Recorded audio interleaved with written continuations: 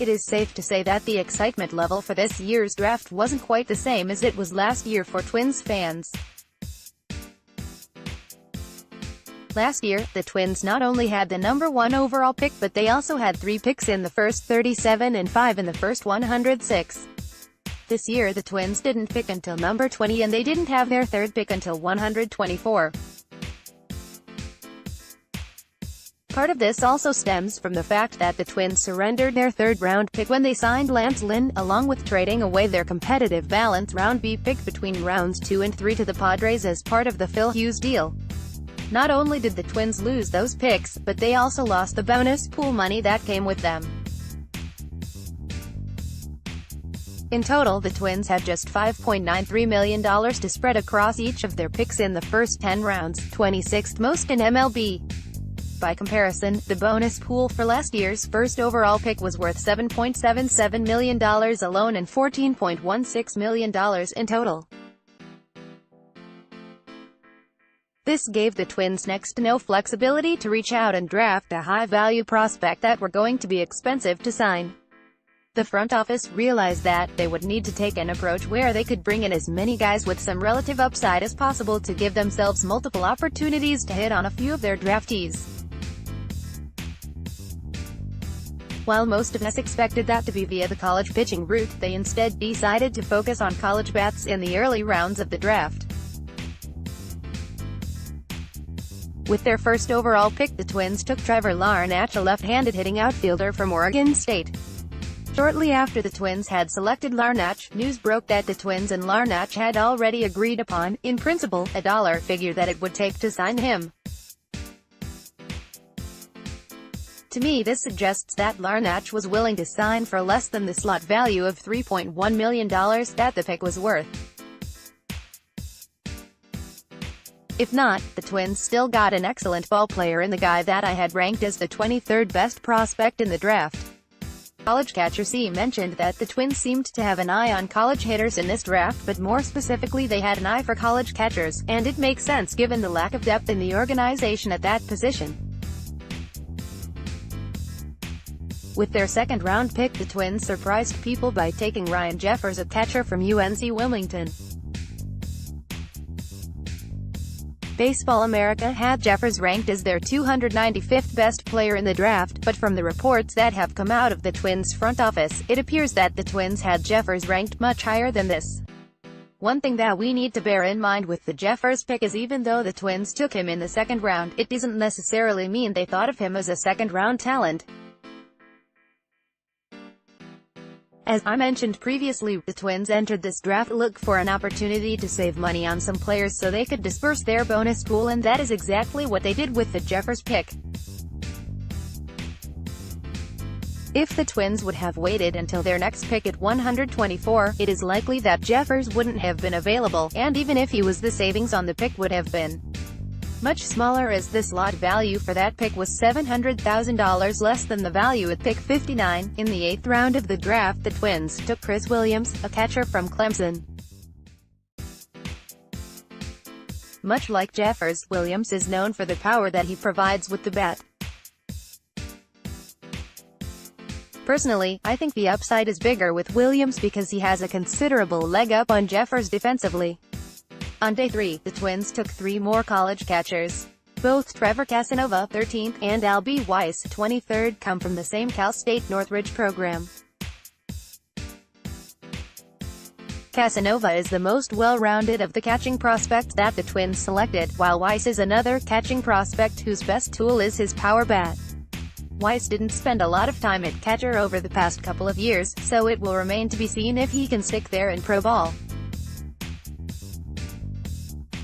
The other college catcher that the Twins took on day 3 is Austin Hale, 28, from Stetson.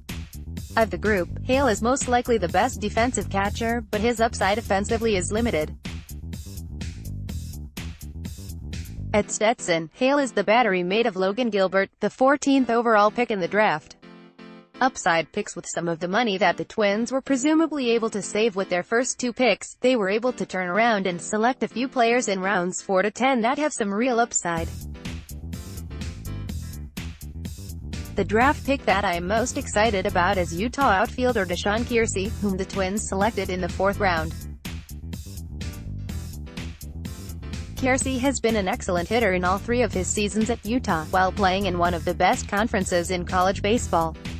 Keirsey also brings an excellent glove in center field and plus speed that should allow him to impact the game in more ways than one. Another upside pick the Twins took was 6th-rounder Charles Mack, a high school third baseman from New York. Mack is yet another Twins prospect whose most appealing asset is his power. After playing most of his high school career at short, Mack shouldn't have much trouble making the transition over to third. Mack does have a strong commitment to Clemson, so the Twins might need to spend more than the $254,000 assigned to that pick to get him. With their 9th and 10th round picks, the Twins took 2 more high school kids, both from Mississippi, with some upside in Joe Gary Jr. and Reggie Grace. Gary is a toolsy outfield prospect with great athleticism and a body that could develop some power as he matures. Grace is a pitching prospect with a strong fastball-slider combo. The Twins will most likely have him begin as a starter and see if he has what it takes to make it there. Pitching. Even though much of the Twins' draft was centered on position players, the Twins still did come away with some intriguing pitchers as well. I already touched on Reggie Grace a bit, but let's look at some of the other Twins pitchers in this year's class. The first pitcher the Twins took in the draft was Cole Sands out of Florida State in the 5th round. Sands has dealt with a few injuries that may have caused his stock to fall a bit of late, but when he's healthy Sands can be an excellent pitcher. One encouraging thing about Sands is the big improvements he has made during his college career at both striking out more hitters and limiting walks. In the 7th round the Twins took another pitcher, this time it was Virginia Military Institute starter Josh Winder. Winder doesn't come from a big-name college baseball program and his performance there hasn't exactly been all that inspiring. However, a couple things that Winder does have is an ideal pitcher's body and plus stuff from a guy taken in the 7th round. This is exactly the kind of kid you want to bring into your system and see what professional coaching can do for him. On day 3, the Twins took a good mix of both starting pitchers and relievers to fill out some more of their roster. Some of the names include John Olson, 12th, Cody Funderburk, 15th, Anthony Tuionetoa, 16th, and Andrew Cabezas, 18th, among many others. A couple of the more intriguing pitching prospects from day 3 are Austin Shulfer, 19th, and Jacob Blank, 22nd. Shulfer was a senior starter at the University of Wisconsin-Milwaukee who struck out nearly a batter per inning while walking less than 1 batter every 3 innings this past year. Jacob Blank was the lead horse for the Division II national champion Augustana Vikings. Blank was named the Division II National Pitcher of the Year in 2017, and has a 1.43 ERA over the last 2 seasons combined.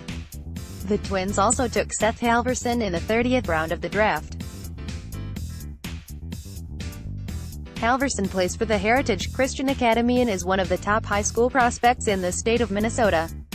It is highly unlikely, however, that Halverson will sign with the Twins as he is committed to play college baseball at the University of Missouri. Given the circumstances entering the draft, I think the Twins did a good job managing their limitations and brought in some good talent. As is always the case, only time will tell how good of a draft class this actually is. So, I would like to hear from you. What grade would you give the Twins draft? You can read my scouting reports on all 39 Twins draft picks here. Twins select Trevor Larnach in the 1st round of the 2018 draft. Twins select Ryan Jeffers in the 2nd round of the 2018 draft. 2018 MLB Draft Day 2 thread. 2018 MLB Draft Day 3 thread. B-Man and Tom Fromming like this.